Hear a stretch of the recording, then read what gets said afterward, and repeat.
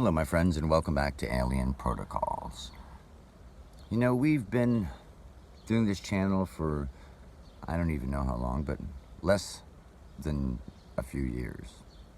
And in a very short period of time, it seems like just about a year and a half, we've gone from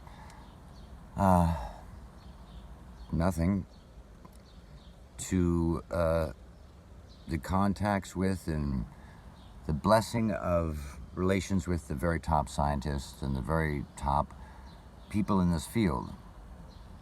Not all of them, of course, but in terms of the science side, most of them. And it's been such a wonderful validation and a wonderful journey. And, you know, I have to give credit to the people who have been here with us from the very beginning, especially Super Sleuth and Artsy Dude, and then all of our patrons and supporters, and of course Sam. And it's just amazing recently. You know, there's a lot of people, it's very easy, and you should be very, very skeptical about people claiming different types of abilities. You should be very skeptical, especially if they're asking, if they're charging for things. If they're charging for using their abilities for you, you know, you need to be very, very, very suspicious. There's a lot of the fake streak psychics and everything, and everyone has ability. But we've been blessed and so lucky to have the acknowledgement of the top people. And recently, of course, the owner of Skinwalker came out and, you know, basically said that I was the real deal and more, and others have come out. And it's, you know, this past year I've been saying and asking for you guys just to believe me when I said I'm working on some very big project with the top people at the top places, but I couldn't tell you about it just yet, and blah, blah, blah. And you guys stood with me and stood by my side, and I love you guys for your faith. I have to say, I could just say so much about Brandon, the owner of Skinwalker, and our experiences, but especially my work with their head scientist, Eric Bard. Really just someone who's transformed my life, and I've allowed to, because we just have a natural resonance, a simpatico. But he's taught me some crucial lessons that I think have been crucial in the increase of my ability and my confidence and in everything. And very briefly, the lessons, I've spoken about this before, but it's really important not just to hear the words, but to live them. First of all, you can't fail. We are all not these different jobs or careers we think we are. We're really, as a human being on this planet, going through this experience, we're scientists. And as scientists, as long as you learn information, and it can be exculpatory information is very valuable. So you cannot fail. As long as you learn, and you're learning, you can never fail. But also, he allowed the creation of and suggested the creation of a super safe space where I could fail big. And I just felt comfortable, like I could I could fail big, I could try the biggest, craziest thing. And from the very beginning, when I first started being tested there for inclusion, they were incredibly difficult targets. They were phase 7 targets. They were incredibly difficult. The most difficult stuff, like, you know, sentences and, you know, things like that are very, very, very, very difficult, as you guys know. It's like picking lottery numbers. It's the most difficult thing. And soon they started only working with me because we were having so much fun and resonating so much. And I learned over time, after a while, I learned that lesson about a scientist and about failing big.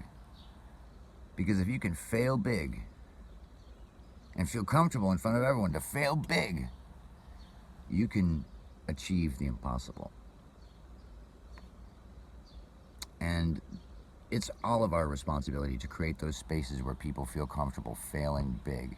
You know, you failed big, whoa, cool learning experience. Wow, that was, you know, that was daring as heck, you know, and that should be congratulated.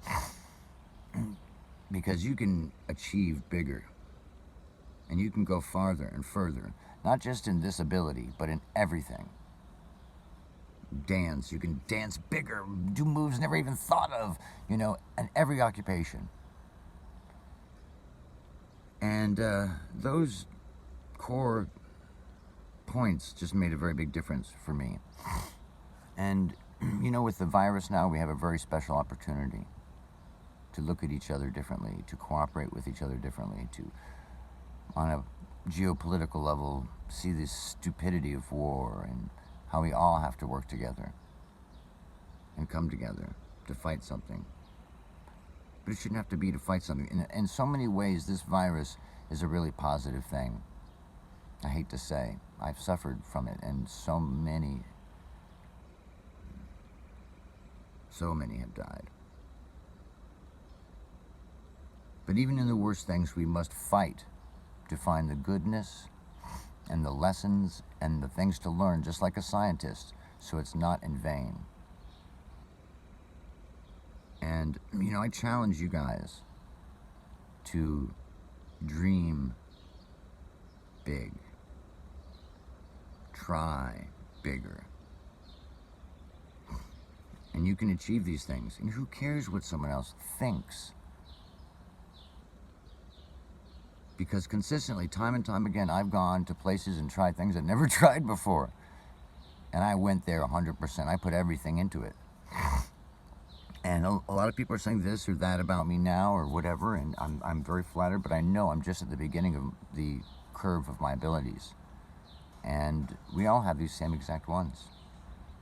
And it connects to this field. We know that there's a field there. And the field has many different qualities. But we know that field, if it did exist, you would expect. In fact, it would mandate that advanced intelligences would also know about this substructure. And they do, obviously.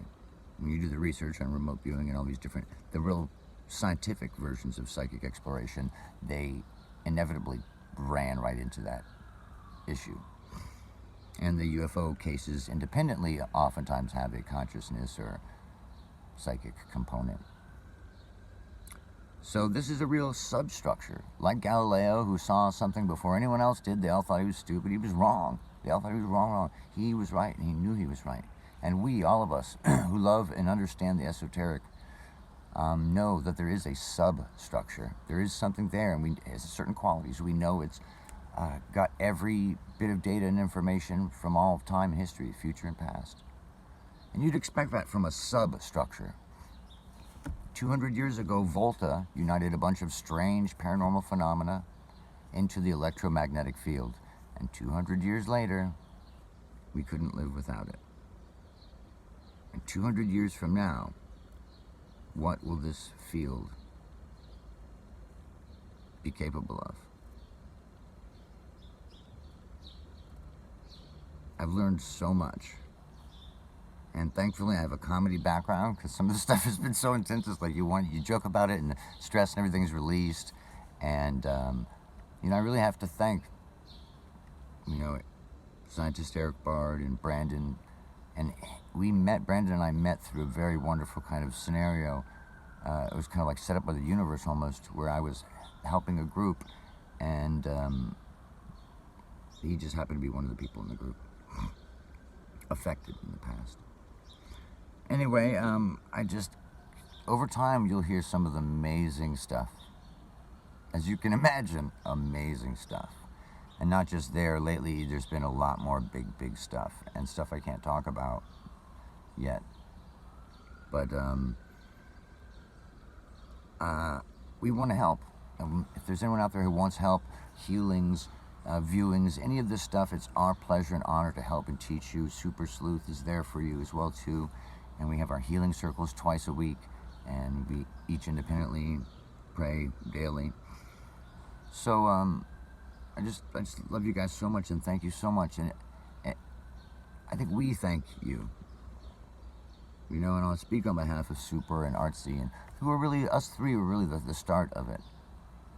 And I want you guys to help me be a better person. I want to be a better person. I want to be a better example. I don't look like a great example for people, but I want to be a good person, Don't judge me by my looks, judge me by my actions.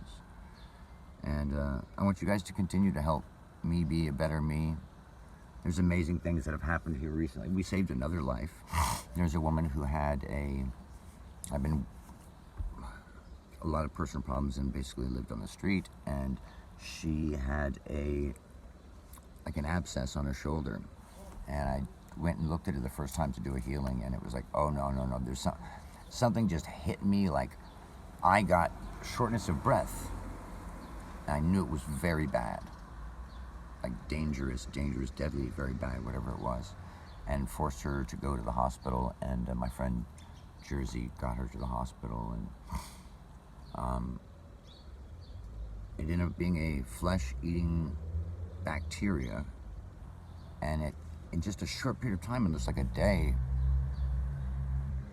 in the hospital or whatever, it got even worse, and they had to remove a bunch of muscle and skin and everything like that, and they removed a lot of muscle, but it certainly saved her life. The doctors, would tell you that just a day or two more and she might not have made it. It moves very fast, that stuff, whatever it is. So there's so many people we've been able to help out here, and those of you who support this channel are supporting our efforts. And we've worked on a couple COVID cases already. I told you about the Guatemalan couple, and she's actually doing better. She's up and walking around and doing stuff, and she still says, like I kind of do, that I haven't completely really, I want to be completely 100% healed, but I still feel this weakness and this kind of, wow, it's amazing. The whole trip with you guys has been amazing. I love you. What a ride, huh? There's much more ultra important things to do, what this is all about. So thank you guys so much for your support. Those who believed in us from the beginning, didn't need fancy smancy scientists and people to come out and say we were the real deal. You guys knew without having to see stuff. I love you. Thank you.